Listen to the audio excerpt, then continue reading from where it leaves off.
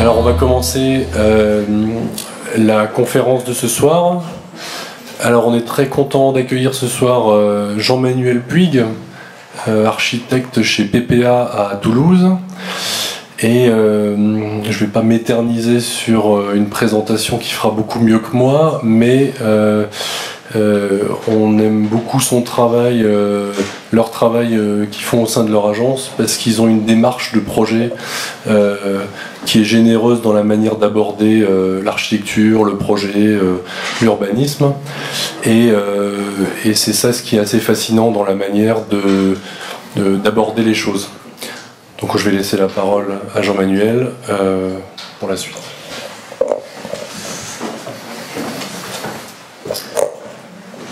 Bonsoir. Tout d'abord, merci à l'École d'Architecture de nous avoir invités pour cette présentation. Merci à vous d'être nombreux pour cette présentation. Ce n'est pas vraiment une conférence, hein, c'est plus une présentation des travaux et, si je peux, de la démarche aussi de l'agence. Donc je vais vous présenter ce soir une sélection de projets, de programmes diversifiés, d'échelles aussi, pour essayer de montrer sur quel type de programme on travaille. Donc moi je suis Jean-Manuel Puig, je représente donc l'agence PPA. Nous sommes 4 associés, donc historiquement on a créé l'agence avec Guillaume Pujol, et ensuite on a été rejoint par 2 associés un peu plus jeunes que nous, Charles Séguier et Olivier Compagnon.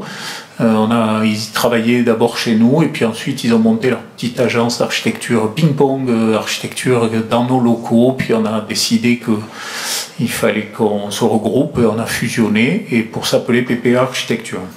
Voilà, on est actuellement une vingtaine et on a une deuxième entité qui s'appelle Execo et qui fait de l'économie et de l'exécution, donc de la direction de travaux pour nous mais pour d'autres agences aussi.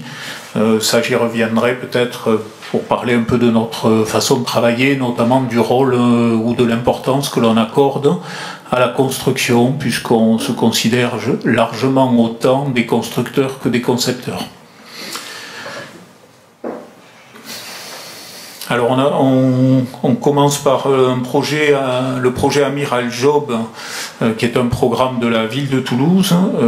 C'est un projet assez important pour nous, assez fondateur, je dirais, dans la démarche de projet. Donc j'aime bien m'y arrêter un moment. Donc c'est un projet qui se situe dans le quartier des Sept-Deniers. C'est un petit quartier populaire de Toulouse qui a la particularité d'être assez enclavé. Il est coincé entre le fleuve, la Garonne et la Rocade, ce qui est certainement une faiblesse, mais qui est aussi une chance pour ce quartier parce qu'il vit de façon très autonome avec ses associations, ses petits commerces, ses lieux publics, etc. Donc c'est presque un village dans Toulouse ou dans l'agglomération. Et au milieu de ce village, sur la route départementale qui rejoint Blagnac, on avait une usine très importante, l'usine Job, qui fabriquait les papiers à cigarettes que vous connaissez certainement. On les connaît pour cette production-là, mais en fait c'est aussi un fabricant de pâte à papier et de papier qui était mondialement connu, notamment au Japon pour la qualité de ces papiers très épais utilisés dans les arts graphiques. Une usine comme ça, comme vous pouvez le voir sur l'image, avec tous ces éléments, avait une importance majeure dans le quartier. En gros, aujourd'hui, tous les papis et les mamies, tous les gens qui vivent depuis plusieurs décennies dans ce quartier ont eu au moins un membre de leur famille qui travaillait chez Job. Donc c'est un site qui était très chargé. Et localement, très rapidement, on a vu l'importance que ça avait. Il y a eu des mouvements sociaux très, très forts quand le site a été fermé. C'est Bolloré qui a racheté les usines et qui les a démantelées, vendues ensuite séparément. Donc là, il y a eu des mouvements sociaux très forts dans Toulouse où on les appelait les jobs, on défilait avec du papier partout, donc des petits confettis de papier blanc. Ils ont inondé Toulouse et les acteurs politiques, associatifs, syndicaux ont beaucoup milité ou lutté pour la préservation de cette usine. Donc c'est un site très chargé, et c'est pas neutre parce que en fait ce site a été d'abord progressivement démoli, et puis ensuite la ville de Toulouse a décidé de vendre le foncier à des promoteurs pour y construire des opérations de logement tout à fait ordinaires, pour pas être plus sévère. Et c'est sous la pression des associations, les associations de quartier, que le bâtiment principal, la grande nef, a été conservé. Elle a été rachetée au franc ou à l'euro symbolique. Et sous la pression, encore une fois, des associations, ils ont décidé d'implanter des programmes qui n'étaient pas du tout destinés à venir dans ce site. Donc il n'y a jamais eu d'études de programmation. Et dans la précipitation, ils ont lancé un appel à candidature. Donc on n'a pas été choisi sur projet, mais sur méthodologie. Et l'idée, c'était la rénovation de ce bâtiment, qui était dans un état très délabré. Voilà, donc c'est comme ça que ça s'est passé. Et ça a été finalement une chance pour nous, et peut-être pour le projet, de ne pas avoir d'études de programmation, parce que finalement rien n'a été défini en amont, et on a pu, nous, faire ce travail à partir d'un état des lieux, d'un programme assez peu défini. Je crois que le programme tenait dans 2 feuilles A4. Donc là, vous voyez le bâtiment. Il a l'autre particularité, donc on l'a dit, c'est un lieu très chargé de mémoire. C'est aussi un lieu qui a été squatté pendant des années, qui a été un haut lieu du Graphe. Aujourd'hui, on trouve encore sur Internet des témoignages, des regroupements qui ont pu être aussi présents dans ce lieu. Donc il était assez connu dans Toulouse. Donc quand on a découvert ce bâtiment, une étude de diagnostic a été réalisée. On s'est aperçu que les structures en béton qui tenaient la grande nef étaient totalement dégradées, elles étaient carbonatées, c'est-à-dire que les vapeurs liées au process de la fabrication du papier avaient carbonaté l'intérieur, c'est-à-dire attaqué tous les fers structurels du béton sans qu'on puisse s'en apercevoir. Et donc le bâtiment en fait était totalement impropre à sa destination. Donc on a décidé de conserver ce qu'on appelle la tour, c'est ce que vous voyez devant, la partie bureau, et puis ce qu'on a appelé la façade patrimoniale, et le reste a été malheureusement démoli, et donc on a eu à reconstruire avec un budget extrêmement limité et avec des libertés qu'on ne pensait pas avoir au début sur le projet. La première réflexion qu'on a pu avoir, c'est se dire, la star, c'est le bâtiment, ce bâtiment existant, cette présence en retrait de la route nationale, un peu comme l'église dans un petit village, avec son espace devant qui pourrait devenir un espace public, une place, etc. Donc on s'est dit, nous, on va effacer notre intervention d'architecte, on n'est pas là pour faire un élément qui viendra lutter avec l'amiral job. Au contraire, on va faire une architecture d'accompagnement. Donc on s'est servi du monochrome blanc pour relier les parties neuves et les parties anciennes, mais on s'est aussi servi du vocabulaire industriel pour jouer avec donc des espèces de continuité ou de complémentarité entre le vocabulaire béton structurel des années 50, assez décoratif et très dessiné, avec une architecture d'accompagnement sans dessin, très neutre, s'effaçant, voilà, pour être simplement la continuité de ce travail sans prendre le pouvoir face au bâtiment.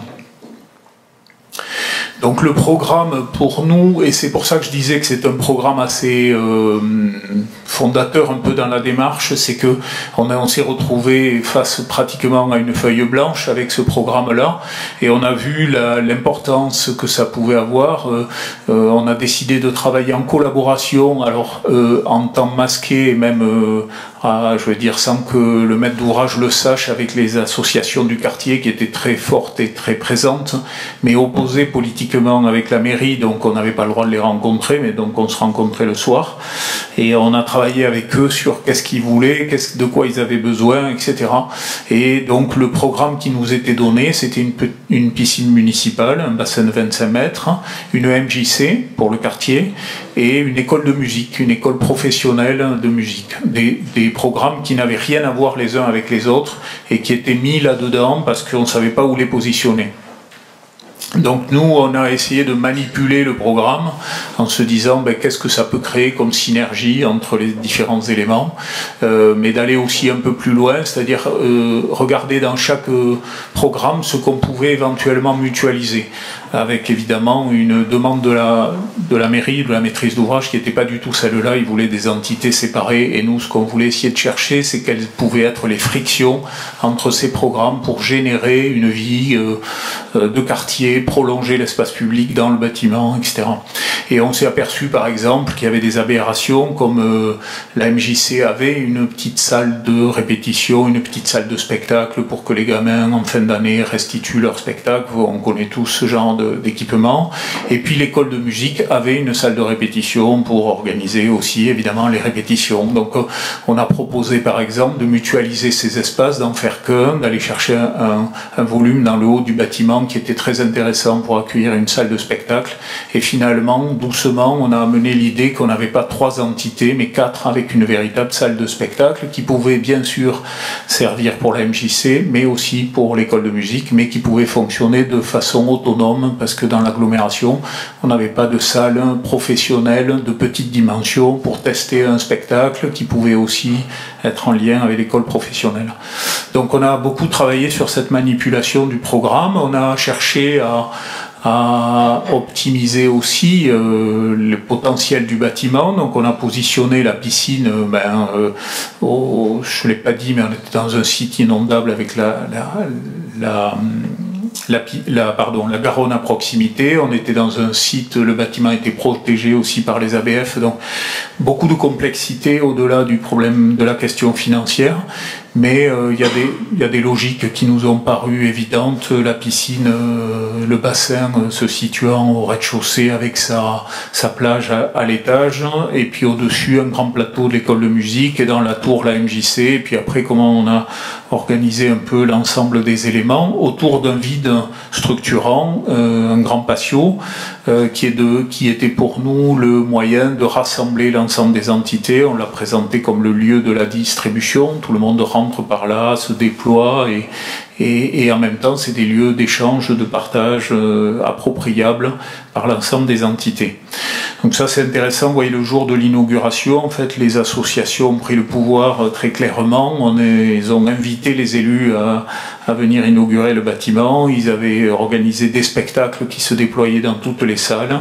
On prenait un ticket, on avait le droit de rentrer dans certains lieux, etc. Et ça finit par une grande fête de quartier. Donc les choses, elles ont été préparées par ces associations qui ont été très moteurs, on va dire. Et puis nous, on a joué plus ou moins. On a aiguisé un petit peu, on a participé un peu à tout ça pour que ce qu'on espérait qui est arrivé globalement, c'est qu'ils s'approprient le bâtiment très en amont, qu'ils puissent y participer et que ça soit un lieu de vie pour le quartier.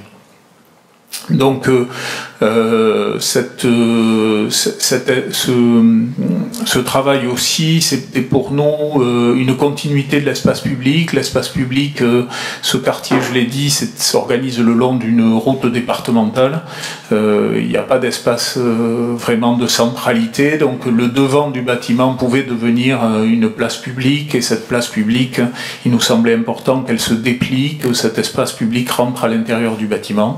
Et donc là on voit le principe qui rejoint le patio, qui est, on va dire, l'espace public haut de la place, et puis de là on peut distribuer l'ensemble des entités, et ces espaces-là sont beaucoup plus que des lieux de distribution, mais sont des lieux d'appropriation par les associations. C'est là qu'ils organisent des fêtes de fin d'année. C'est là que, par exemple, ça on l'a découvert après, une association qui s'appelle les Vidéophages ont décidé de s'installer. Tous les lundis soirs, ils projettent des vidéos dans le patio, et c'est ouvert à Toulouse. Donc bon, c'est un bâtiment qui vit beaucoup par ces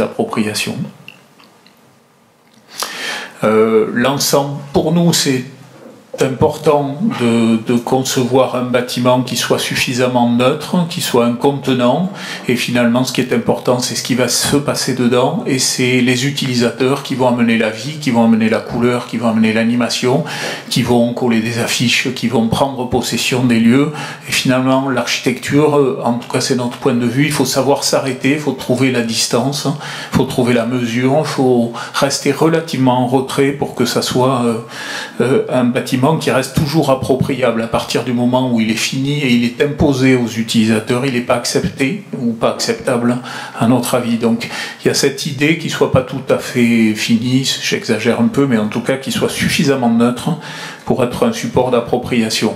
Et en même temps, on se doit, et c'est important pour nous, de réaliser des programmes qui soient pointus en termes de fonctionnement. Et donc une école de musique, c'est une école de musique, avec ses salles de répétition, son acoustique, son travail très spécifique pour que les utilisateurs, avant tout, se sentent bien et utilisent correctement les lieux. Donc c'est à la fois neutre et appropriable et à la fois très pointu, ou en tout cas le plus possible pour répondre aux exigences programmatiques. Parce que bien sûr là, le bâtiment qui est le fourre-tout, on y fait tout ou tout mal, c'est aussi pas du tout la solution, ou en tout cas ce qu'on recherche.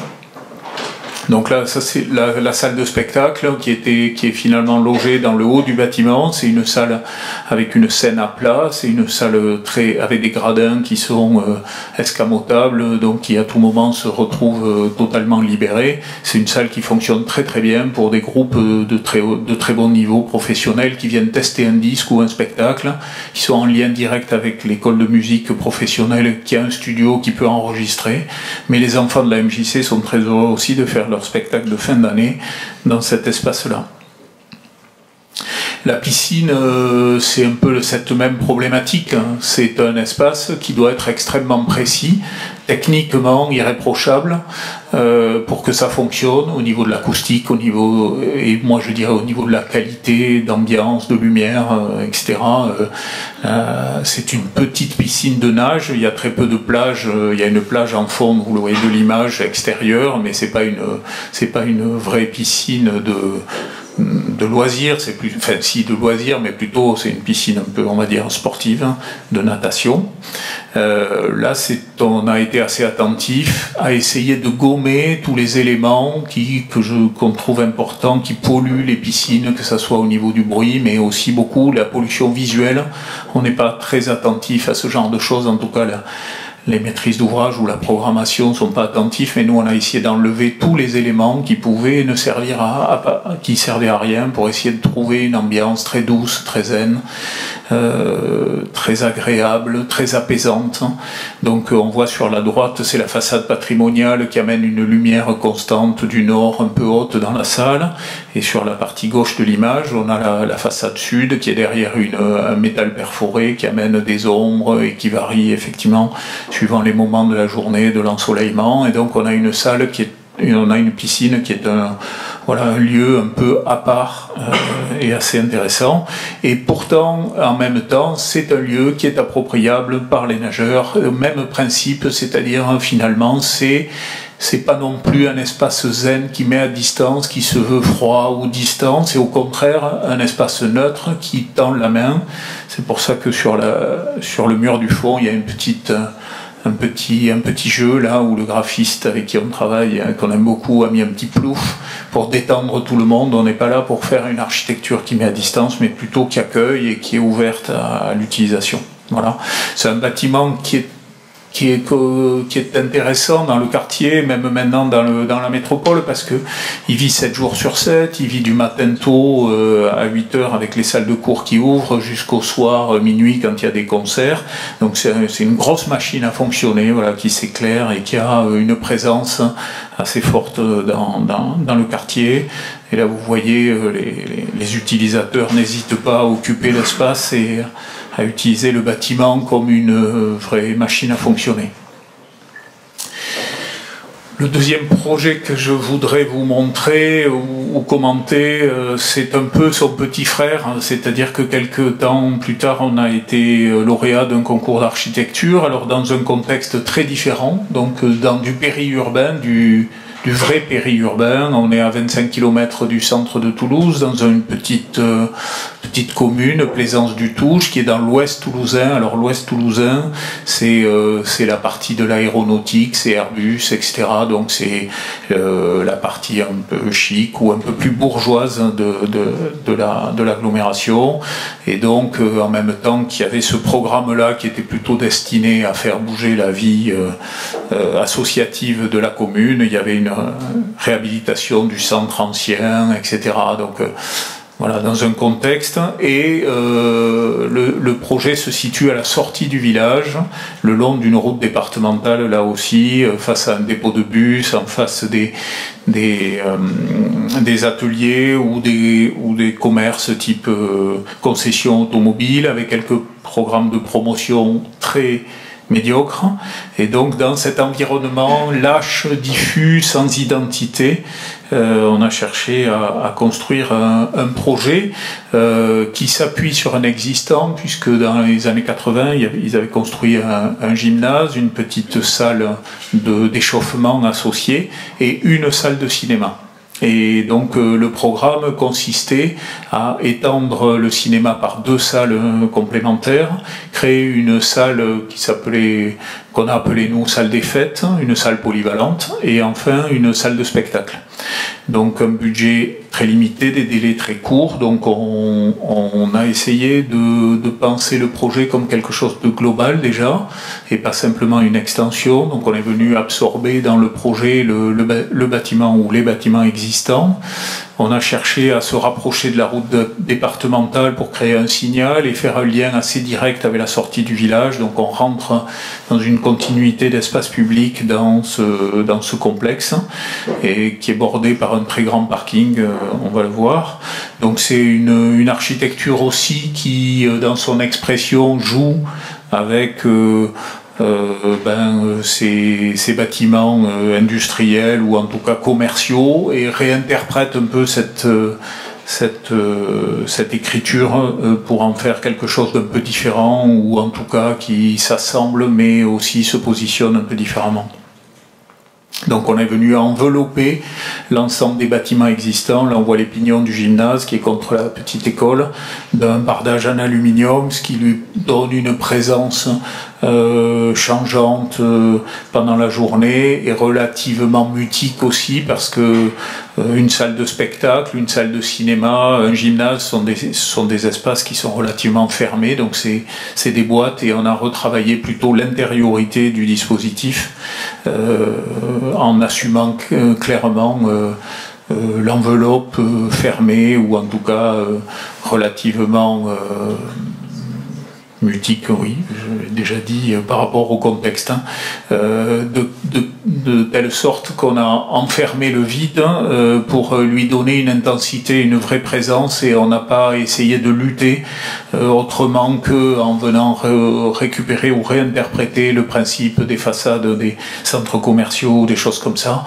Et par ces 2 entrées, celle que j'ai montrée tout à l'heure depuis le centre-ville, ou celle-là directe depuis le parking, on rentre dans un espace qui est un grand vide intérieur, qui pourrait être un peu comme la halle au milieu du village, ou comme le hall d'un hôtel particulier, ou la cour de la caserne, ou la cour de ferme aussi, qui est pas très loin, dans des fermes construites, qui est l'espace à la fois de distribution, mais le lieu de vie principal de cet ensemble.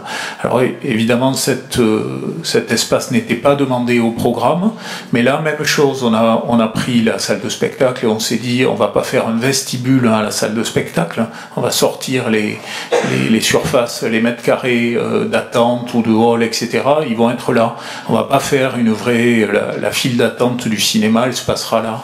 La petite terrasse de la cafette, elle sera là, etc., etc. Donc on est allé chercher des mètres carrés, on les a récupérés, et on a créé un lieu qui met tout en synergie, avec un petit travail, là encore, avec le graphiste avec lequel on a travaillé pour Job, un peu en retravaillant les noms, un peu vieille France. Là on est comme sur la place du village, où on a la salle des fêtes, la salle de spectacle, spectacle, la salle de sport, le cinéma, le bar, etc.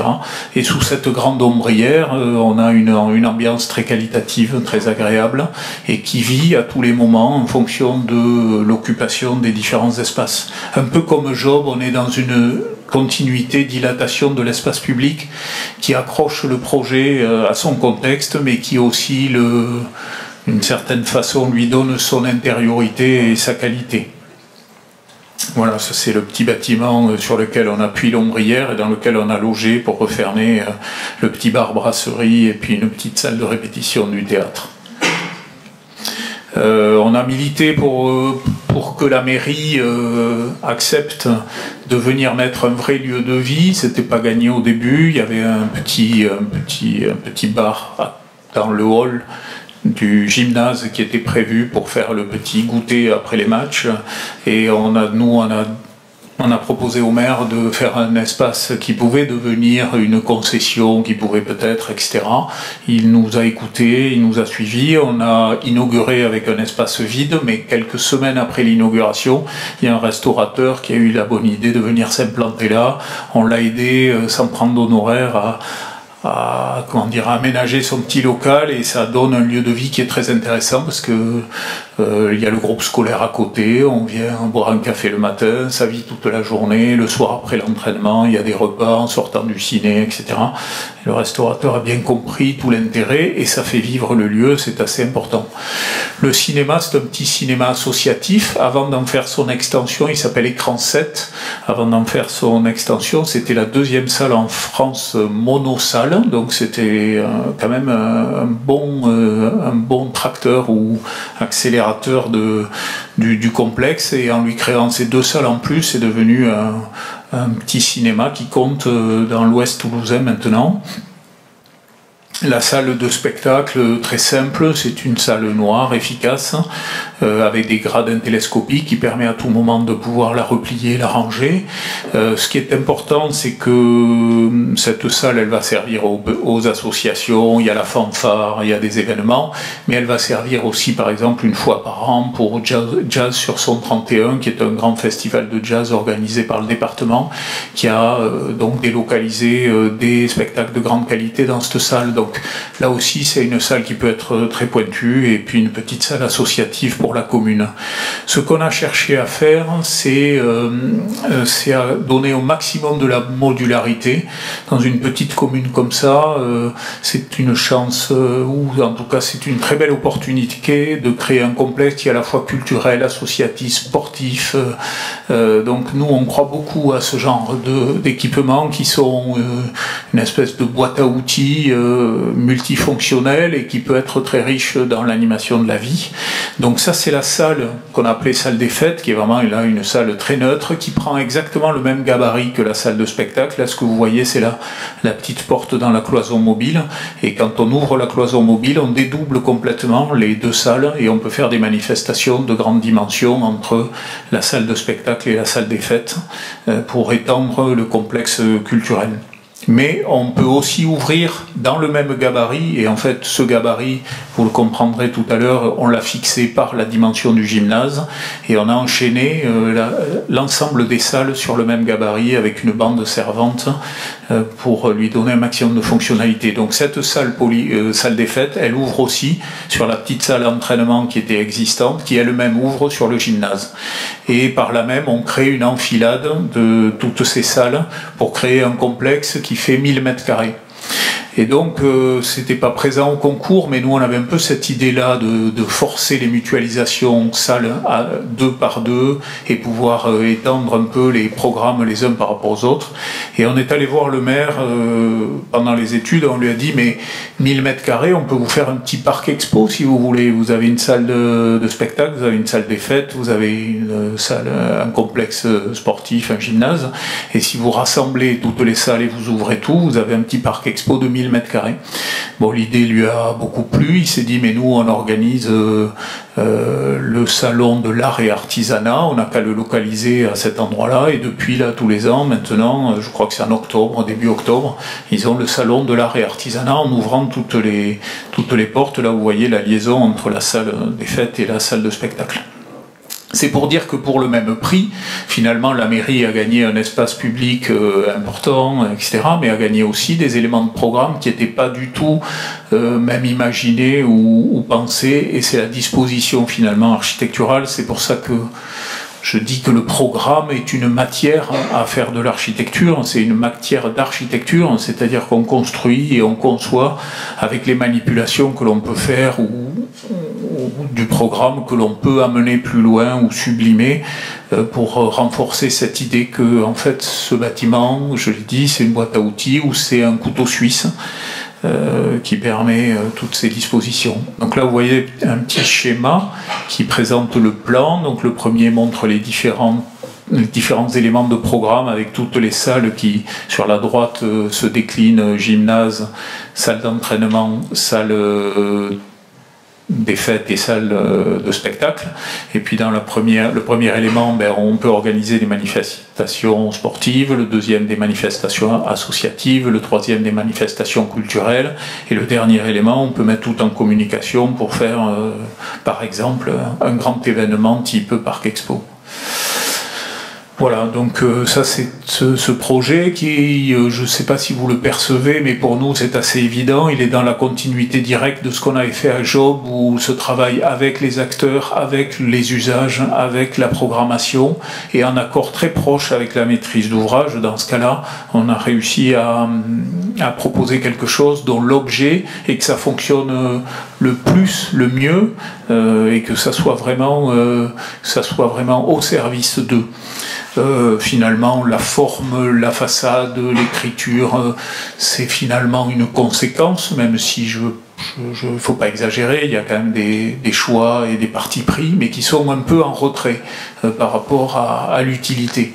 Alors pendant le chantier, le maire, avec qui vous l'avez compris, on avait des discussions assez directes. Il m'a dit: Monsieur Puig, je vais perdre les élections à cause de vous. Je vais dire: bon, pourquoi? Parce que le bâtiment là qu'on est en train de faire, tout le monde me demande qu'est-ce qu'on va mettre sur la façade, alors que si j'ai bien compris c'est fini, et il l'appelle la boîte de conserve. Alors je lui ai dit: il ne faut pas paniquer, monsieur le maire, nous on a connu ça avec Job, vous avez fait le pari avec nous de l'usage, on va livrer 3 mois avant les élections, c'est ces 3 mois qui vont compter, et tous les jours vous allez augmenter l'acceptabilité du projet par la qualité d'usage. Bon, c'était dur à tenir, mais finalement, quand ça a ouvert, c'était une vraie réponse par rapport à cette commune, les associations sportives, les papis, les mamies, les enfants, etc., les fêtes, les programmations qu'il y a. Et le maire a été réélu pour la 5e fois, et donc, ouf, on n'a pas porté, même s'il était un peu usé, il n'a pas été battu à cause de nous.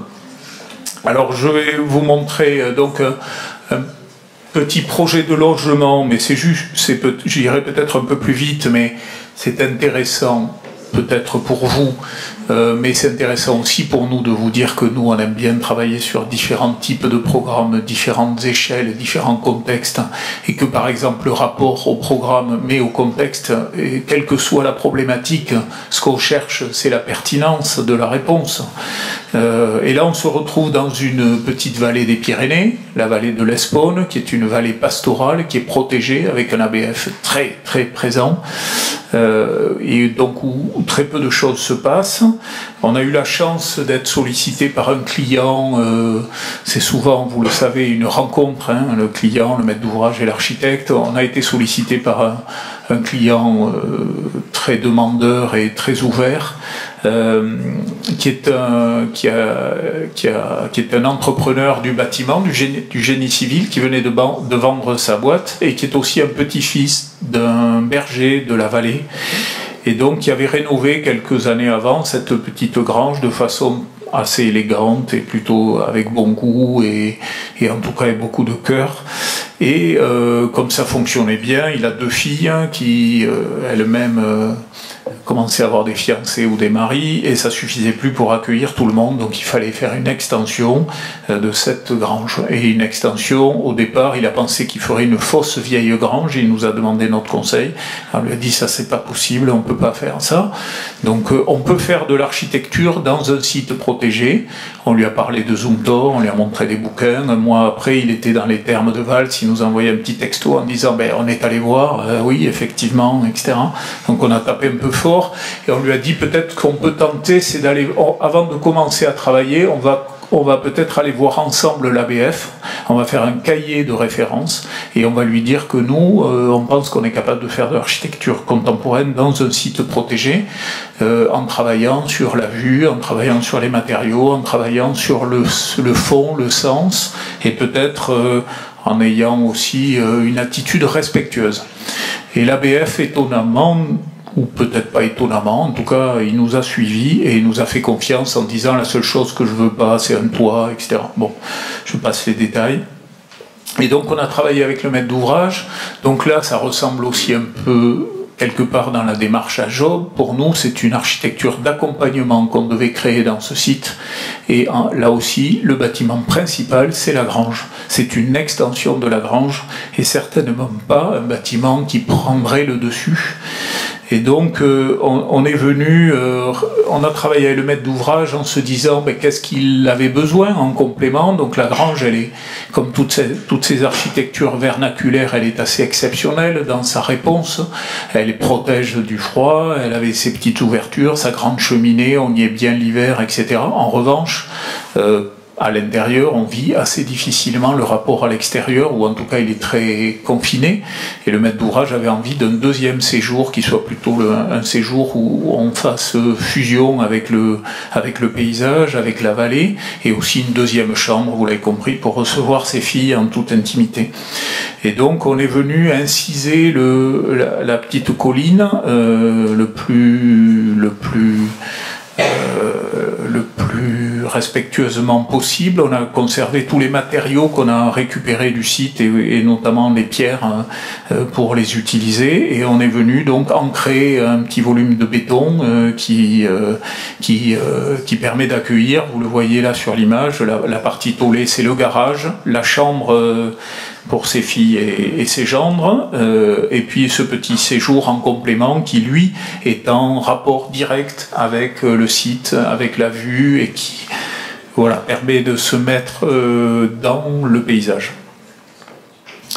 On a travaillé avec ces matériaux du site, donc finalement on a fait un petit jeu, on a retourné les matériaux de la grange, c'est-à-dire que le bardage bois qui était à l'intérieur et qui habille les barreaux intérieurs, ben, on l'a mis nous à l'extérieur et on a repris la thématique que le client nous avait donnée. Il est propriétaire en partie du bois qui est à l'arrière dans la colline, et c'est lui-même qui coupe son bois, qui le fend, etc. Donc il voulait des racks à bois pour sécher le bois, donc on en a fait un élément de la façade, et les pierres du site qu'on a récupérées, on les a utilisées plutôt en doublage intérieur pour retrouver les liens directs avec la grange et aussi avec le site, ce qui était aussi un petit jeu avec l'ABF dans la matérialité du projet. Voilà, donc ça c'est un petit projet qui est intéressant parce que finalement sur ce type d'échelle, on peut tester des choses, on peut aller assez loin, et la relation maîtrise d'ouvrage architecte peut être extrêmement fructueuse quand on se comprend bien. Là je vais vous montrer un projet de logement qui est assez important pour l'agence. C'est la première fois qu'on travaillait sur une échelle de ce type pour un bailleur social qui s'appelle Promologie. On est dans une commune populaire du sud de Toulouse, à Muret. C'est si on pourrait péjorativement appelée une cité dortoir, c'est une commune assez dure avec une forte proportion de logements sociaux. Au nord de l'image, on voit ce qu'on appelle les quartiers nord, hein, c'est pas Marseille ou Lyon, mais malgré tout c'est un lieu qui est un peu en difficulté, et nous on nous a donné comme mission d'intervenir sur cette cité que vous voyez là, qui s'appelle le quartier de Meymat, qui certainement dans les années 60 vivait relativement bien. On a retrouvé des photos autour d'un centre commercial qui était le poumon ou le lieu de vie et la centralité de ce quartier qui se refermait autour avec des bâtiments qui pour un faisaient plusieurs centaines de mètres, donc 170 logements que les habitants appelaient The Snake, voilà, et bon, un quartier qui n'était pas encore totalement paupérisé, mais qui était en perte de vitesse avec un centre commercial fermé, refermé sur lui-même, etc. Donc la demande, c'était de déconstruire et de reconstruire, mais de façon phasée, de manière à garder les habitants sur le site. Donc la première intervention que l'on a faite, c'est de démolir le centre commercial. Hop, peut-être, bon, tant pis, je croyais que j'avais le plan. C'est de démolir d'abord le centre commercial, c'est pour ça qu'on a utilisé la morphologie du plot, parce que le plot nous permettait, en démolissant le centre commercial, de construire un premier bâtiment, de déloger, opération de tiroir, de reloger des habitants qui voulaient rester sur le site dans le nouveau bâtiment, ensuite de démolir notre bâtiment, de reconstruire, ainsi de suite, et en 3 phases, on a reconstruit 150 logements, conservé la barre qui est devant, qui est un élément de copropriété, et pouvoir réserver 1000 m² au nord du site comme réserve foncière. Au départ, on voulait en faire un parc, et puis les choses ont un peu évolué. Donc on a construit cet ensemble comme un projet d'abord urbain. On a travaillé avec une paysagiste qui s'appelle Emma Blanc, avec qui on collabore beaucoup et qui est une partenaire essentielle pour l'agence. Donc on a pensé ce quartier comme quelque chose de très ouvert, de très perméable, qui recréait des liens avec les différents quartiers autour, à la fois le nord par un chemin qui existait jusqu'à la petite église et qu'on a prolongé, qui s'appelle le Sentier Fleuri, et qui permet donc maintenant de rejoindre des quartiers nord, le centre-ville directement à pied. On a voulu aussi créer une espèce de parc à l'intérieur en rangeant ou en réorganisant les automobiles, les voitures sur le long, sur des contre-allées le long des voies et libérant complètement le cœur. Et enfin, on a proposé de créer une place de village ou une petite place de ville connectée au commerce qui était au pied de la copropriété, qu'on a étendu et rendu traversant sur la place pour créer une petite centralité. Cette place fonctionne très bien, elle accueille maintenant tous les mardis le marché qui déborde tellement il fonctionne bien. Et donc c'est un lieu de vie qui est redevenu d'une certaine façon, en tout cas qui a retrouvé une qualité de vie et qui même est attractif, au moins pour les petits quartiers autour, et on vient profiter des commerces, on vient au marché, on vient utiliser la place et le parc. Donc c'est des morphologies assez simples, c'est aussi notre façon de travailler dans le logement. Nous, on travaille avec des budgets qui sont très serrés. Là, c'est le budget du logement social, donc on sait que ça va être dur d'arriver à faire des choses qualitatives. Donc on part sur des principes très simples. Là, on a fait des petits cubes en béton qui n'ont aucun décroché, qui sont très compacts. On travaille beaucoup le plan pour être ultra efficace. À partir de là, on y a mis 4 appartements aux 4 angles. Ça nous permet d'avoir une double orientation. On a préfabriqué les systèmes de construction. Donc là, à l'époque, on n'avait pas encore les avis techniques, mais on a utilisé du duo mur isolé, donc 2 plaques de béton, un isolant à l'intérieur, pour la pérennité, pour la répétitivité, pour l'économie du projet. Et l'ensemble des menuiseries, c'est toutes les chambres ou cuisines des 150 logements ont la même menuiserie, le même petit volet, et on travaille sur la série de manière à ce qu'avec les industriels, on puisse arriver à avoir des prix compétitifs. La menuiserie du séjour, elle est en alu toute hauteur, et c'est 148 fois la même.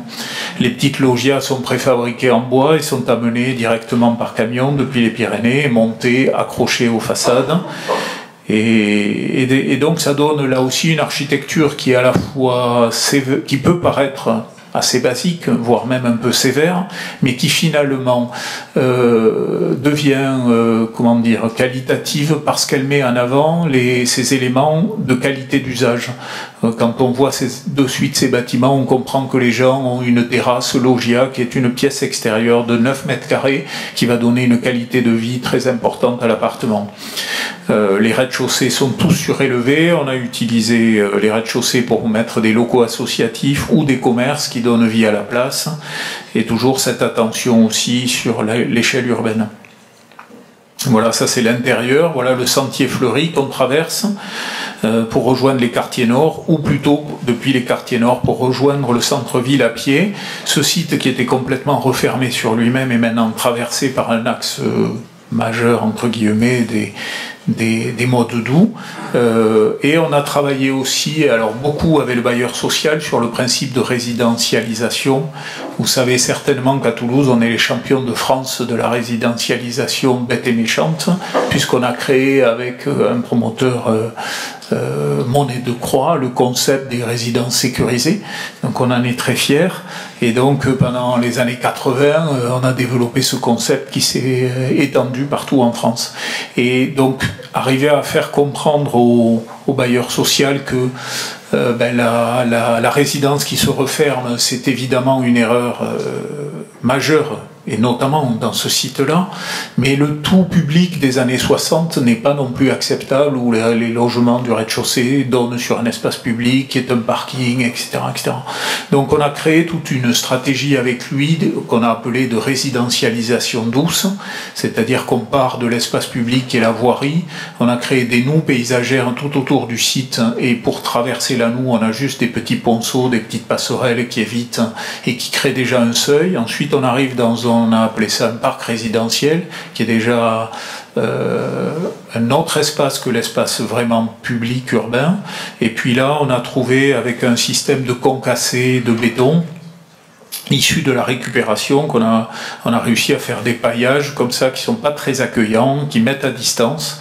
Et on a planté des îlots avec un système de civiculture, c'est-à-dire on a planté tous les mètres des petits arbres pour construire progressivement une pépinière qui sont refermés par des petits enclos, voilà, et qui sont en fait des espaces de mise à distance par rapport au logement.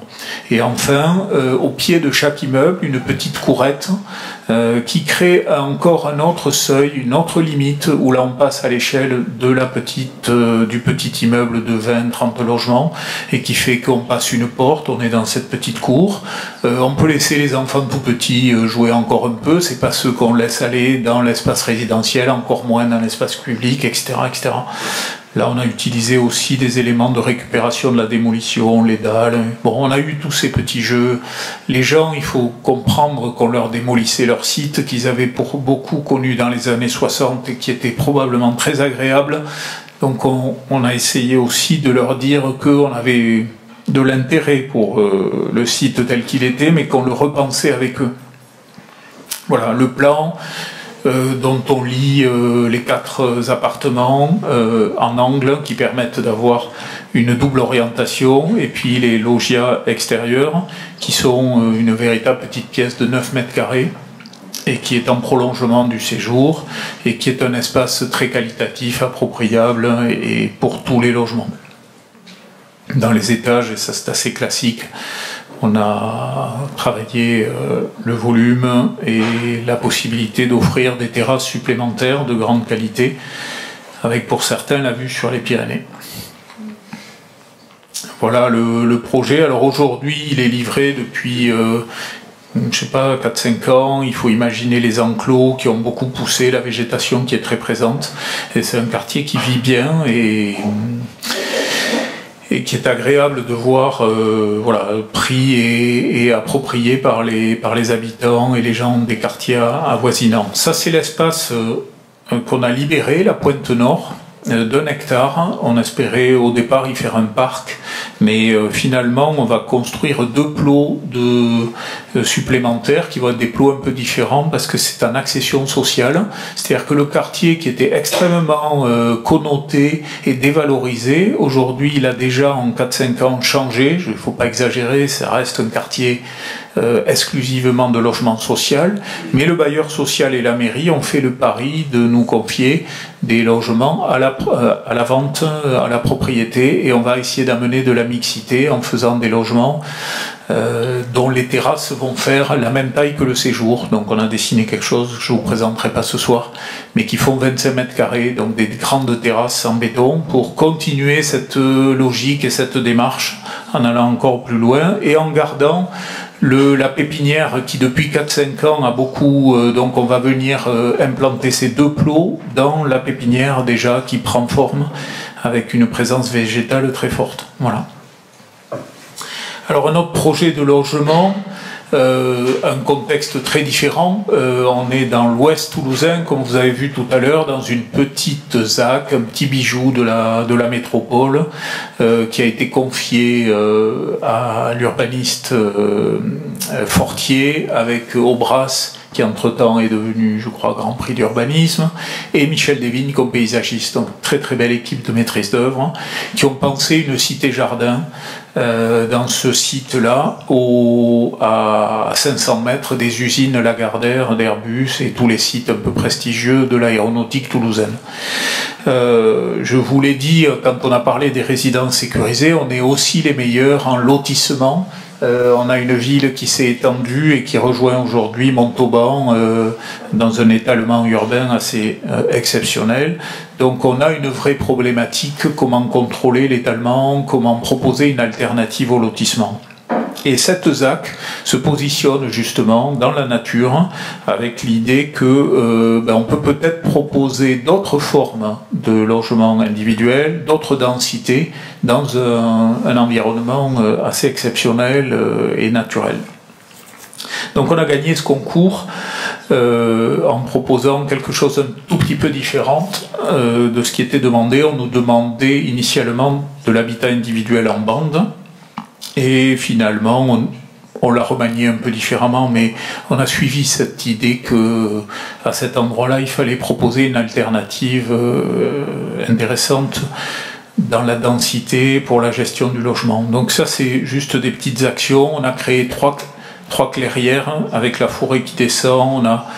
Vous allez le voir, on a composé des petites unités d'habitation de 4-5 logements qui sont agrégés en grappes et qui constituent donc des petits ensembles de logements individuels.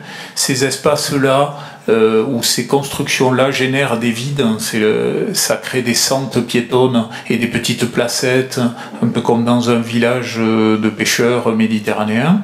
Et puis enfin, adossés ou assemblés avec ces petits modules de construction, on a des petits espaces extérieurs appropriables, ce qui est un des éléments qui définit l'habitation individuelle. Donc voilà le plan masse. On a eu la chance d'avoir un site orienté sud, dans la pente et adossé à la forêt. Et donc la forêt, on a essayé de la faire descendre en créant 3 clairières composées de ces petites unités d'habitation et desservies par une seule voirie, un peu comme en montagne, sens unique, pas bordée, qui vient juste desservir des poches de stationnement positionné le long de la voirie et le reste est entièrement piéton.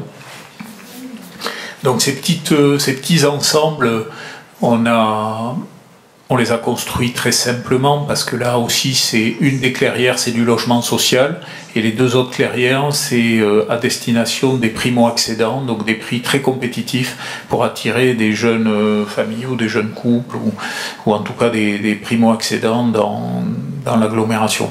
Donc c'est des petits, ça a le confort, la taille et la simplicité d'un appartement et ça cherche à avoir les qualités de la maison individuelle, c'est-à-dire une terrasse, un jardin, une entrée individuelle et finalement chacune des maisons est à la fois très générique et totalement unique du fait de la combinatoire. On est passionné par le travail qu'ont fait les architectes des années 60 sur justement les combinaisons, les combinatoires, et on utilise beaucoup ces modèles-là en se disant que dans la répétitivité, je l'ai déjà dit, dans les méthodes de construction, on va pouvoir optimiser, et puis après on cherche à amener quand même une certaine humanité, parce que on sait aussi à quel point la standardisation peut être difficile. Donc là, on est sur un petit module carré. Chaque logement part sur une base carrée dans lequel on évite un angle, et on part sur un petit T3 en rez-de-chaussée qui a sa terrasse dans l'angle évidé. Quand on lui rajoute une petite barrette par-dessus, on fait le T4 ou le T5 assemblé et ça devient une petpetite maison. Et quand on met dans l'autre sens un T2 par-dessus, on a aussi une autre forme, et on combine le T3, T4, T5, T2 dans 5-6 logements pour constituer un ensemble. Qui a toujours donc une sortie sur l'extérieur, sa petite terrasse, et voilà, de plein pied avec un séjour. C'est assez modeste, c'est assez simple à construire, mais ça fait des espaces assez qualitatifs, et ça fait aussi un ensemble à vivre de 100 maisons qui se perçoit plus comme un petit village que comme un lotissement, bien évidemment, ou comme une série répétitive. Ces murs permettent de mettre à distance, permettent aussi de jouer en jouant avec la déclivité, de créer de l'intimité à l'intérieur, et on vient comme ça se glisser en fonction des vis-à-vis, des orientations pour les vues, des orientations pour l'ensoleillement, et on génère des espaces entre deux qui sont très riches. Les vides sont tout aussi importants, bien sûr, et font les centres, les petites placettes, les lieux à vivre où les enfants s'installent, etc., etc. Ce qui était très important, et là on ne le voit pas trop parce que c'est les images de la livraison, c'est que là aussi la neutralité, on pourrait penser que c'est un parti pris esthétique, mais c'est pas du tout ça, même s'il y a des références assez claires avec notamment l'architecture méditerranéenne ou catalane, mais c'est plutôt là aussi de la retenue, de la mise à distance. Aujourd'hui, on a les meubles de jardin, on a surtout les jardins qui sont aménagés avec les bambous, avec l'olivier, où chacun interprète à sa façon son intimité, son espace personnel, et qui crée quand même justement une vie à la fois diversifiée et, je sais pas, une vraie collectivité. Voilà. Et je vais terminer avec une opération qui est en cours, qui est du logement étudiant, qui est intéressante pour nous parce que, un peu comme à Meymath, à Muret, on est dans une échelle qui est un peu au-delà de l'architecture, qui est dans l'échelle de l'aménagement. On aime bien être confronté à cette échelle-là parce que la réponse, elle est plus complexe, ou elle est plus générale, elle dépasse l'objet architectural. Donc là, on a gagné un concours avec un bailleur social, Nouveau Logis Méridional, qui est du groupe SNI. On a fait équipe avec lui pour répondre sur un concours organisé par le Crous pour reconstruire une cité universitaire à Pont-Saint-Bellevue. Ce que vous voyez là sur l'image, c'est un ensemble constitué avec une partie à droite, le long de la route de Narbonne, qui est l'IUT, donc la partie enseignement universitaire, et derrière la partie logement pour les étudiants, avec des chambres de 9 mètres carrés et le loyer les plus bas de la métropole, c'est-à-dire vraiment des bâtiments très sociaux, mais étudiants. Donc là aussi, problématique de budget, il fallait garder un niveau très bas de loyer. Par contre, aujourd'hui, ça ne correspond plus aux standards de ce que propose le Crous, et donc il fallait proposer des vrais logements de 12 mètres carrés qui intègrent la salle de bain, la cuisine et l'espace à vivre. Et c'est un programme de 600 logements qui doit réorganiser suivant un esprit, en tout cas c'est ce qu'on a proposé, un esprit campus. Donc, la première, la réflexion, parce que la réflexion, c'était d'essayer de regrouper ces logements de manière à libérer le sol, libérer l'espace libre. Donc on a monté des bâtiments assez compacts, et on a essayé de trouver le pendant de ce qui est de l'organisation de l'espace universitaire autour d'un grand vide central. On a retrouvé cet élément-là côté logement pour donner une vraie réalité au campus. Donc on a appelé ça structurer le campus. Ensuite, on a essayé d'intégrer des bâtiments qui existaient, qui avaient été construits entre-temps, bon, peu importe, autour de ce vide central avec 2 grands îlots et reconstituer un ensemble là aussi bâti autour du vide. Ces 2 îlots, en fait, on nous demandait 4 bâtiments, donc on a proposé, la petite astuce, c'est de faire 2 îlots, 2 bâtiments en équerre qui constituent un îlot autour donc d'un vide central qui lui-même permet ensuite de décliner. Donc on part de l'échelle du campus, on a 2 îlots qui ensuite se découpent en 2 bâtiments. Là aussi, on a souhaité, pour donner une vraie réalité à cette dimension de campus, essayer de libérer le sol des logements, et donc on a mis sur pilotis l'ensemble des 2 îlots pour réaliser un grand plateau des usages partagés, le grand plateau appropriable pour la vie du campus, un peu à l'américaine, autour du grand field là, de ce grand champ ou de cette grande pièce urbaine qui fait 50 mètres par 50 mètres, et autour duquel qui se déploie après sous les rez-de-chaussée. Donc là, vous voyez le plan de masse, mais on le comprendra mieux avec les photos. Il y a des équilibres entre les pleins et les vides, de manière à pouvoir qualifier ces vides et proposer des qualités de vie intéressantes à la fois dans l'intimité, mais aussi dans la vie collective, puisqu'une résidence étudiante pour nous, c'est un lieu qui doit vivre, qui doit être festif, qui doit être animé, ou en tout cas on l'imaginait comme ça. Donc ça c'est Perse du Concours, où on voit le grand espace central, les îlots de chaque côté, et les bâtiments qu'on a intégrés, qui ne faisaient pas partie de notre projet, mais que d'une certaine façon, on avait eu l'amabilité de venir les raccrocher pour donner une vraie cohérence d'ensemble au site. Donc ces plateaux des usages partagés se déploient sous les bâtiments, ils intègrent tous les petits blocs de services, les halls bien sûr, mais les locaux vélos, les locaux de stockage, etc. Et puis le petit bâtiment en bout qui vient s'adosser dans la pente et qui est le bâtiment de la vie commune, qui est une petite salle des fêtes qui elle-même se déploie sur une terrasse ombragée qui intègre un petit plateau sportif et qui elle-même se développe, cette terrasse, sur le grand espace, et on imagine les grandes fêtes qui peuvent démarrer de l'intérieur et se prolonger en venant occuper l'ensemble de l'espace.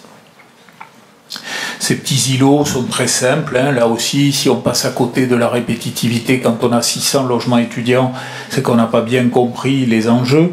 Donc on a 600 logements, bon, j'exagère un peu, mais très standard, puisqu'on a aussi des chambres couples et des logements PMR, mais on va dire que la grande majorité, c'est des logements identiques, et qui s'organisent avec une intériorité. Donc on décompose petit à petit la communauté, des 1000 logements sur le site, les 600 qu'on a reconstruits et qui en plus des logements existants, qui eux-mêmes se décomposent en 2 fois 300, qui se décomposent, et ainsi de suite jusqu'à la cellule.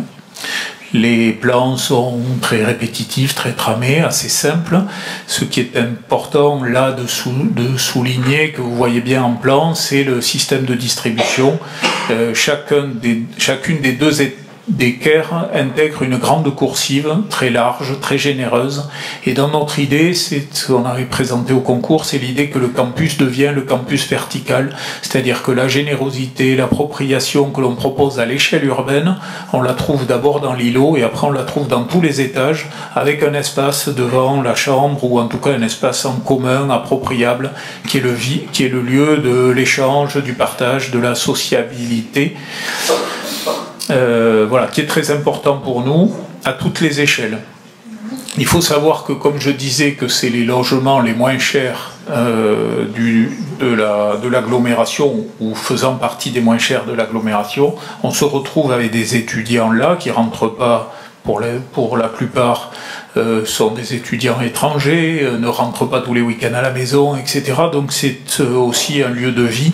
C'est ceux qui partagent pas qui font pas de la colocation en ville, etc. Donc c'est quand même des résidences où les étudiants vivent. Voilà. Donc on a travaillé avec une équipe de designers qui s'appelle A+B, qui sont des jeunes designers, enseignants d'ailleurs, l'un à l'université du Mirail et l'autre à l'école des Beaux-Arts. C'est deux jeunes designers de très bon niveau, et on a souhaité les associer à ce projet avec nous pour travailler sur l'aménagement de la chambre. Alors aujourd'hui, nous, on n'avait jamais fait de résidence étudiante, mais toutes les références qu'on a pu visiter ou même voir, etc., on n'a pas partagé le parti pris qui est de dire qu'un appartement pour un étudiant, c'est un appartement de poupée dans lequel toutes les fonctions sont présentes, mais miniaturisées. Je m'explique, la salle de bain, c'est une petite salle de bain, la chambre, c'est un petit coin chambre, le bureau, c'est un tout petit bureau, la cuisine, c'est une toute petite cuisine, et l'espace à vivre, c'est ce qui reste. Et finalement, nous, on a pensé que ça devait être totalement l'inverse. C'est-à-dire que pour donner un sentiment d'espace, il fallait faire un espace totalement neutre, avec du mobilier qui soit justement totalement appropriable et très peu qualifié, pour que quand c'est le moment de la nuit, on a une grande chambre de 12 mètres carrés, quand c'est le moment du travail, on a un grand bureau de 12 mètres carrés, quand c'est le moment du repas, on a une grande cuisine de 12 mètres carrés, quand c'est le moment de la détente, on a un grand séjour, quand on rentre de l'Aveyron avec les produits que maman et on veut faire un petit apéro, on peut inviter 12 copains à venir boire l'apéro, on a un grand plan de travail, quand on est, parce qu'on est juste à côté, à la fac de médecine, et qu'on pense qu'à bosser, que la cuisine n'a rien à faire, parce qu'on va toujours au resto U, on utilise le bureau et on pousse la limite. Voilà, quand on pense qu'en première année, faire la fête, le bureau n'existe pas, et c'est plutôt un bar pour recevoir les copains, etc., etc. Donc l'étudiant, il est unique. D'abord, de la première à la dernière année, c'est pas le même, suivant d'où il vient, de quelle culture il a, etc., etc. Et donc, on va pas lui expliquer comment il va vivre, on va plutôt lui donner un espace qui est là encore un contenant, et on va lui laisser inventer son mode de vie avec beaucoup de neutralité. Donc, on a travaillé ça avec des cimaises et avec des aimants, il vient personnaliser son lieu, tout est très simple et très appropriable. Et là, les designers nous ont beaucoup aidés à simplifier, à passer dans un budget, vous l'avez compris, extrêmement minimum. Mais ce qu'on a proposé aujourd'hui dans les chambres, c'est quelque chose qui renouvelle un peu la réflexion sur l'espace neutre, appropriable, encore une fois. Voilà.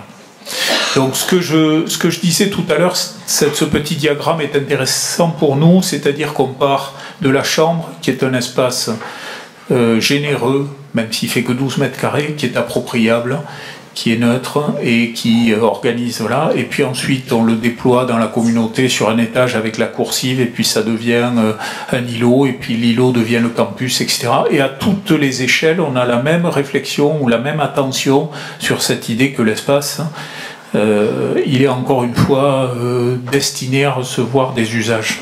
Donc ça, on a livré un des îlots, et on est en construction du deuxième. Donc ça, c'est le jour où les étudiants arrivent et aménagent. Donc là, on passe sous le grand couvert, et on voit derrière la lumière avec le patio, les petits halls qui permettent de monter, qui sont juste des petites boîtes qui viennent se glisser sous le couvert. Vous voyez ces grands espaces libres, ce grand plateau peut être aménagé, occupé, etc. Et ce sont des lieux appropriable, je l'ai dit peut-être 20 fois déjà. Donc là on est dans le patio, le travail de la façade, finalement il y a une grande fenêtre, c'est ouvert, c'est fermé, c'est la vie de l'étudiant qui anime la façade et qui quelque part la dessine aussi. Les coursives avec les escaliers qui permettent donc d'évacuer, voilà le principe de l'îlot. Alors là il est très planté, donc dans quelques mois, on aura la présence végétale. Aujourd'hui, c'est pas très évident, mais ça doit être aussi un endroit d'agrément visuel, de calme, de premier retrait, quoi. Et voilà le principe des coursives qui permettent donc de desservir les différents niveaux et de ménager des espaces qui sont... Alors aujourd'hui, le Crous se laisse un peu déborder, donc évidemment il y a des canapés, il y a des tables, il y a des... Voilà, donc ils ont prévu une fois par an l'été de tout vider. Mais nous, on avait prévu d'installer, on a récupéré, là aussi on a fait comme à Meymath, on a récupéré tous les anciens volets de la première opération et on a fait les tables de la vie collective avec ces volets, et on avait prévu d'installer des tables hautes, un peu comme des petits, pas des petits bars, mais le petit coin pour venir fumer qu'on devait accrocher au poteau. Et là, la directrice du CROS a dit non, là maintenant on jette l'éponge, on ne peut pas aller plus loin, ça suffit, c'est trop quoi. Voilà. Mais c'est dommage, on va essayer de la convaincre.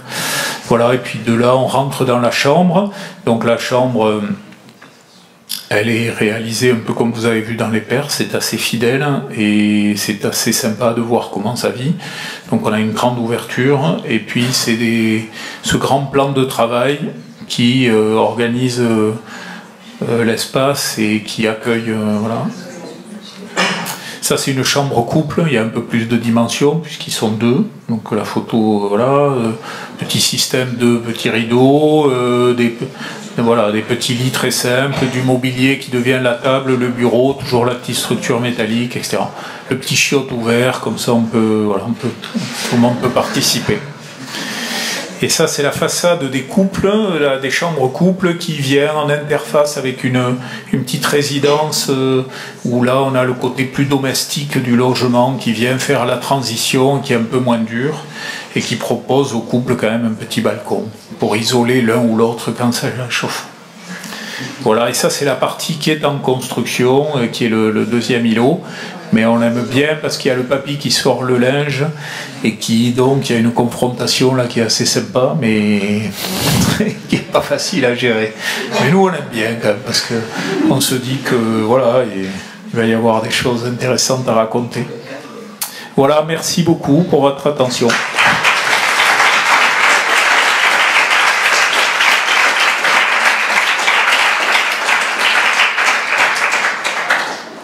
Il pourrait y avoir des questions. Moi, je suis vraiment très, très ouvert à discuter de tout avec vous. Est-ce que quelqu'un a une question ?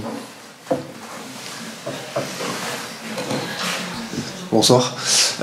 Vous parlez toujours votre architecture s'efface presque pour donner la possibilité aux gens de faire justement ce qu'ils veulent, de s'approprier, etc. Et vous laissez beaucoup d'espace aux gens. Est-ce que parfois dans le projet, vous avez regretté de laisser justement cette partie d'appropriation parce que l'usage n'était pas ce que vous aviez pensé je sais pas si je suis... Si, c'est très clair. Il ne faut pas trop... Enfin, on pense modestement que finalement, la réflexion qu'on a en amont sur l'usage, c'est un point de départ.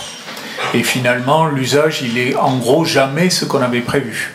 Et d'une certaine façon, on a des heureuses surprises. Souvent, il y a peut-être des choses qui ne marchent pas très bien, mais quelque part, peu importe, parce que c'est ce que les gens, c'est ce que les utilisateurs veulent en faire qui compte. Et souvent, quand même, ils sont, je dirais, pragmatiques, intelligents. Ils utilisent des choses qu'on n'avait même pas soupçonnées. Ça va souvent plus loin que ce qu'on pensait. À Job, par exemple, moi j'ai adoré là, les vidéophages qui sont venus s'installer là, qui ont fait une espèce de...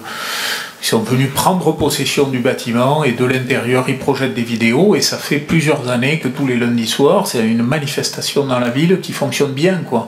Je trouvais ça super, jamais on n'y aurait pensé, mais ces gradins, ces trucs et tout, on avait pensé qu'ils feraient la fête de fin d'année, c'était un peu con, c'était un peu cucu, c'était un peu convenu, ils en ont fait quelque chose de beaucoup mieux. Ça n'empêche pas de faire la fête de fin d'année, mais bon, voilà. À Plaisance, j'y suis allé une fois un week-end par hasard parce que je passais par là et donc j'y suis allé. Il y avait un vide-grenier sous la grande halle et j'ai trouvé ça super. Je me suis dit tiens, c'est pas con, voilà. On s'était dit ils feront un cinéma d'été, voilà, parce qu'il y avait le cinéma, jamais ils ont fait un cinéma d'été. On s'était dit projetteront tout ça, en fait ça les intéresse pas, mais ils feront un vide-grenier. Bon. Non, ils prennent possession des bâtiments et c'est bien l'objet, c'est ce qu'on aimerait. Et souvent, pour l'instant, enfin, j'ai aussi montré des programmes qui le permettent, il faut être raisonnable si on fait d'autres, mais on peut le transposer à différentes échelles. En tout cas, l'idée, il n'y a pas que l'appropriable, mais l'idée de savoir s'arrêter et de laisser à un moment l'utilisateur prendre le bâtiment en main, moi je crois que c'est important. Voilà. Et quelque part, ça nous coûte. Parce que nous, on a l'habitude de tout dessiner, de tout décider, de tout qualifier, etc. Et je pense qu'on se trompe dans la main que l'on tend à l'utilisateur. Pour ça qu'à Job, par exemple, à un moment, j'ai à mon copain Bonnefrite, là, qui travaille avec nous, et lui, il me l'a dit aussi, il faut qu'on fasse un clin d'œil, alors on a fait des petits jeux de mots, il faut qu'on casse cette image de l'architecture un peu sévère, hein, qui est en plus cette architecture un peu blanche, qui se voudrait minimaliste, etc. Donc c'était pas ça l'idée, c'était allez-y les gars, affichez contre les murs, amenez de la couleur, foutez le bordel et tout ça, parce que si vous vous amusez à faire des murs colorés et que les mecs ils affichent dessus, ça devient n'importe quoi. Tandis que si on trouve la petite retenue et qu'on dit la MJC, mais les jeunes, ils vont prendre possession du truc, et puis quand on rentre dedans, c'est le bordel, mais c'est leur bordel, sa vie, c'est généreux, voilà, donc c'est plutôt ça qu'on cherche.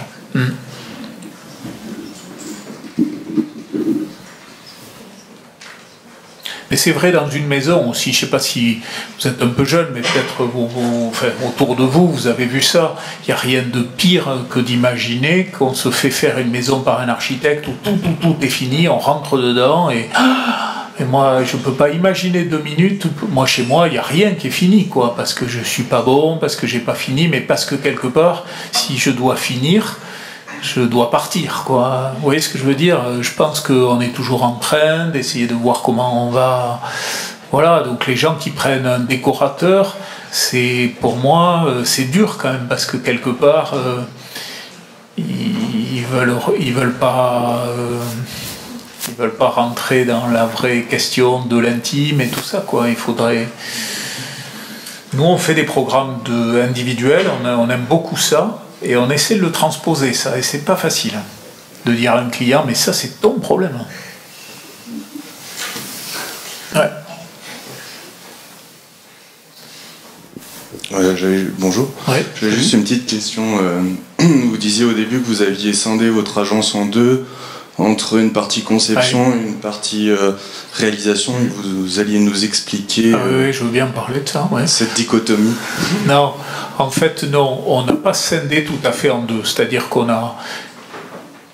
Moi, j'ai eu la chance j'avais décidé à la fin de mes études de travailler pendant 1 an dans une entreprise générale pour être conducteur de travaux. Donc, j'avais envie d'apprendre ce que c'était le chantier. Donc, très rapidement, comme jeune archi, j'avais cette conscience de l'importance de la construction, etc. Mon associé aussi, mais je dirais que j'étais plutôt moteur sur ce sujet-là. Et donc, dans notre petite agence de jeunes architectes, très rapidement, on a embauché un jeune ingénieur qui faisait de la direction de travaux avec nous. On a gagné le Palais des Sports de la ville de Toulouse avec Jean Gervilly, on a assuré nous-mêmes la direction de travaux, etc. Donc très rapidement, on s'est structuré. Et puis en avançant, on avait envie de continuer ce travail-là qui nous distinguait un peu de nos jeunes confrères, qui rassurait nos maîtres d'ouvrage et qui nous permettait d'aller le plus loin possible dans la maîtrise. Voilà. Et il s'avère qu'à un moment, notre collaborateur, il avait envie d'évoluer et on s'est dit, si on ne veut pas le perdre, il faut qu'on lui trouve une évolution possible. En même temps, l'économiste avec qui on travaillait depuis 15 ans, il partait à la retraite et le collaborateur de chez lui avec qui on faisait tous les projets, on se disait où c'est qu'il va partir et tout. Et on leur a fait une proposition, on leur a dit on vous associe l'un et l'autre dans une structure qu'on va créer. Vous aurez 10% des parts chacun, qu'on leur a pas vendu mais qu'on leur a donné. Et nous, PPA aura 80% de cette structure qui s'appelle Execo. Ils ont embauché d'abord une secrétaire comptable, et puis ensuite des maîtreurs, et puis là, il y a des assistants. Ils sont 6 maintenant.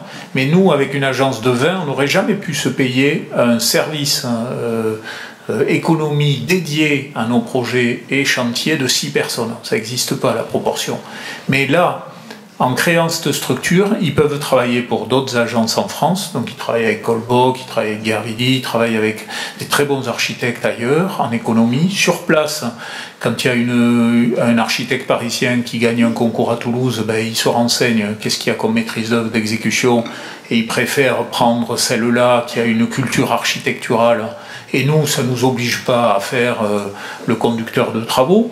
Donc, eux, ils ont développé leur activité, leur structure vit bien, ils ont l'autonomie, ils sont avec leur petit bureau, le parking et tout, ils sont super contents. Ils gèrent leur projet avec leur autonomie. Non, mais je veux dire, c'est chouette d'avoir sa petite structure. Et nous, on a une force de frappe dans l'opérationnel, en économie et en direction de travaux, qui est assez importante. Et qui nous va bien parce que on continue, on a fidélisé notre équipe et on continue à créer des affinités de travail. Et voilà. Donc c'est une petite spécificité. On a pensé que c'était plus intelligent de se développer horizontalement en ayant, comme on l'a fait dans l'agence, au lieu d'être 2 associés, on est passé à 4 avec 2 jeunes associés. Et puis là, on a pris des associés qui étaient dans l'équipe aussi pour créer une petite structure d'économie et de direction de travaux. On réfléchit peut-être avec la personne qui s'occupe de la com à l'agence de créer une petite antenne de com, parce qu'on se dit ce qu'on fait, nous, on est souvent publié, ou fait souvent, pour notre petite échelle, notre petit positionnement d'architecte régional, on arrive à être publié parce qu'on travaille sérieusement, nos petits dossiers de presse, etc. Et nos confrères, ils disent, mais comment vous faites? Ben, on a une salariée qui voilà, et on pourrait peut-être un peu la mutualiser. Elle pourrait bosser aussi pour des promoteurs, au lieu de faire des plaquettes dégueulasses comme on voit partout, elle pourrait peut-être y travailler avec eux, etc. Donc on se dit, il y a peut-être une activité, elle deviendrait associée, et nous, ça renforcerait, parce qu'on prendrait peut-être un assistant, etc. Donc on l'imagine un peu comme ça, une espèce de grosse famille avec plein de trucs. Après, c'est nous quand même qui sommes les bossins. Voilà, mais bon, partage quoi. Voilà. Non, c'est pas vrai, parce que nous, on essaie justement de continuer à être des architectes en déléguant des responsabilités aussi à nos partenaires.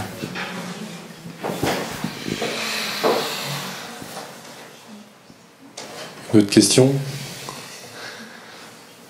Moi, j'avais une autre question. Oh merde, Ça rejoint un petit peu la première question concernant les espaces appropriables, et j'ai l'impression que sur le travail là, qui est fait à toutes les échelles, quels que soient les programmes, il y a une notion très particulière qui est donnée entre le rapport qui existe entre l'espace public et le bâtiment. Et souvent, les rez-de-chaussée ont réussi les projets réussissent à s'affranchir d'une construction, disons, rentable d'un rez-de-chaussée. Et tous les projets y sont parvenus, là, ceux qu'on a vus. Donc, j'imagine que c'est quand même assez difficile. Donc, comment est-ce que ça vient sur le tapis?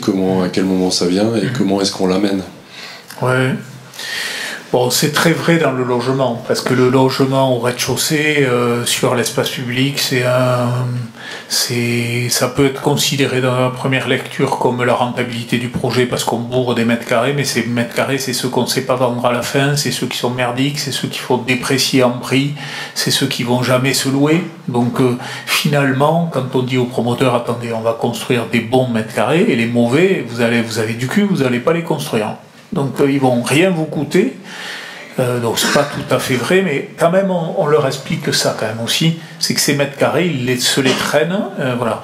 Et puis à côté de ça, c'est peut-être présent dans la question, mais il y a une recherche de l'efficacité constructive, donc peut-être vous l'avez perçu, les projets sont pensés très tôt en construction, ils sont tramés, ils sont répétitifs, ils sont simplifiés, ils sont optimisés pour que justement on dégage des marges économiques. Donc d'avoir un économiste dans son équipe qui travaille, nous quand on chiffre un APS, on le fait au métré, il est très, etc. On sort des ratios très attentifs et tout ça, donc on est très attentif à ça, à la façon dont on construit, à l'économie du projet. On est encore une fois, je le dis, je le pense sincèrement, des petits architectes de région sur des programmes ordinaires avec des budgets les budgets les plus difficiles.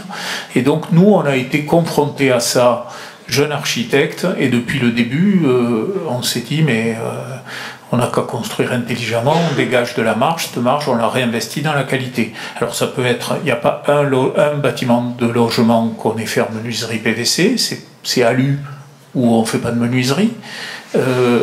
la menuiserie alu, pour qu'elle coûte pas cher, ben, il faut faire un modèle et aller voir un industriel, etc., etc. Donc on explique ça aux promoteurs, c'est chaud, c'est un combat de tous les instants, mais globalement on y arrive. Le rez-de-chaussée, on ne va pas construire des appartements pourris où les mecs sont derrière des grilles, puis après derrière des volets, puis en fait la moitié du temps vide pour augmenter le ratio de je sais pas quoi. C'est vachement plus intéressant d'y mettre les vélos. On explique aux promoteurs qu'on n'a pas payé des locaux vélos parce qu'on les a abrités là. La SEM ou la ZAC, ils ont bien compris que c'était moins con. Ils le valident, etc.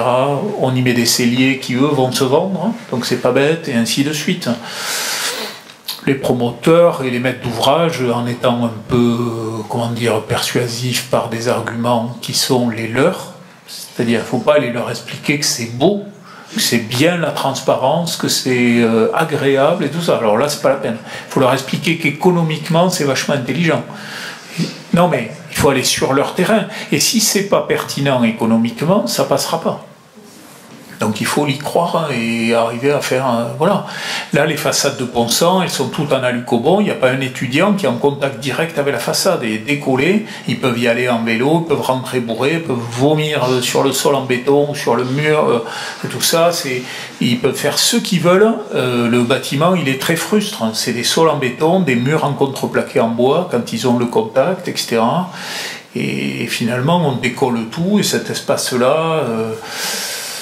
il est riche et il ne leur coûte pas très cher et voilà, il est qualitatif et peut-être on a pu quand même se le payer par la rigueur constructive. Voilà.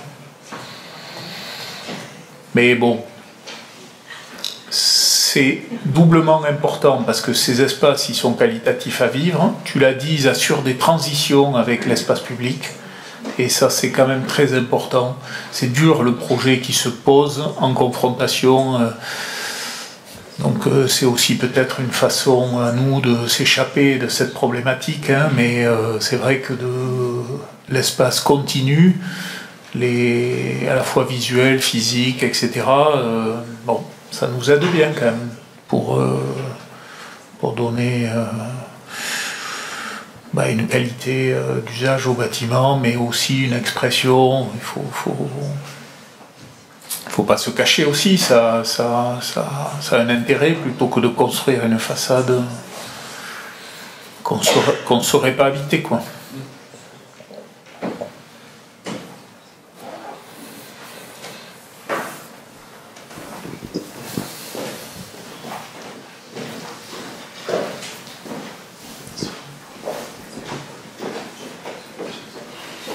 Bonsoir. Bonsoir. J'aurais juste une question sur le quartier de Meymath. Ouais. Vous avez un peu évoqué la problématique là sur les logements. Je veux savoir, est-ce qu'il y a une certaine appréhension quand on doit traiter ou requalifier un groupe de logements comme ça, une zone un petit peu particulière sur... on voit ce que ça a pu devenir, donc sur les logements qui ont été construits il y a 50 ans, est-ce que forcément on essaie de mettre toutes les chances de son côté, mais bon. Si, il y a une grosse appréhension. Ça fait franchement, il y a un enjeu fort parce que là, il y a 150 familles qui vont habiter là, plus avec les nouveaux logements, c'est un vrai quartier. En quoi on va faire mieux que ce qui a été fait dans les années 60 on est quand même très souvent amené à faire beaucoup moins bien, en tout cas en termes de qualité de construction, de qualité d'usage des logements eux-mêmes, etc. Donc il faut avoir beaucoup d'humilité, je pense.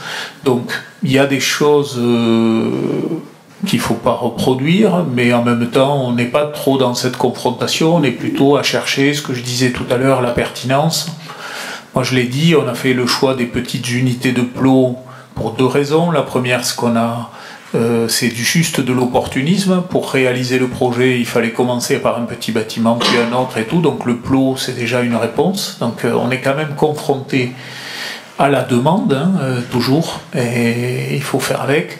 Et le deuxième élément, c'était d'amener une échelle beaucoup plus humanisante ou humanisée d'un petit ensemble de 30 logements, etc.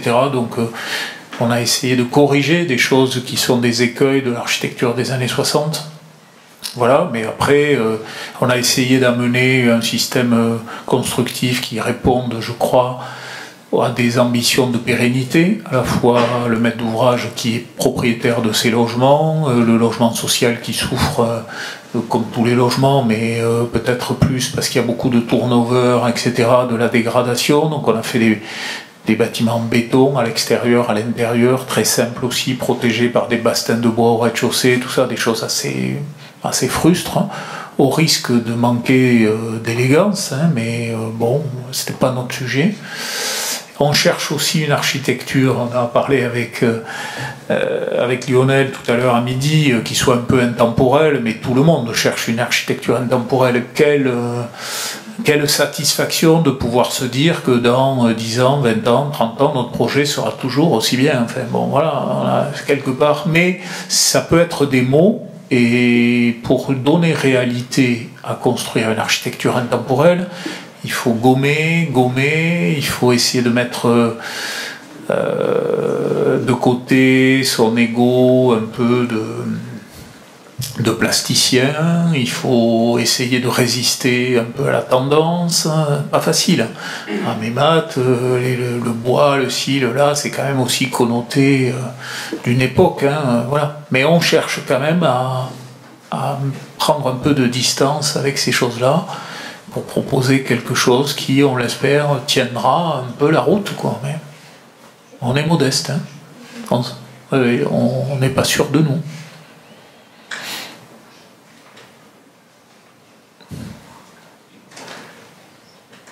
On fait ce qu'on peut. Non mais c'est vrai, attendez, on fait le mieux possible et on fait ce qu'on peut.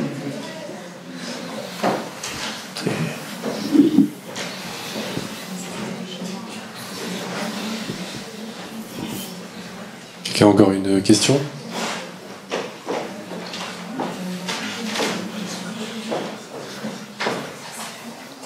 Bon ben on va clore alors la conférence. Merci. Merci à vous. Merci pour les questions, merci pour les réponses et merci. pour la présentation. Bonne soirée, au revoir.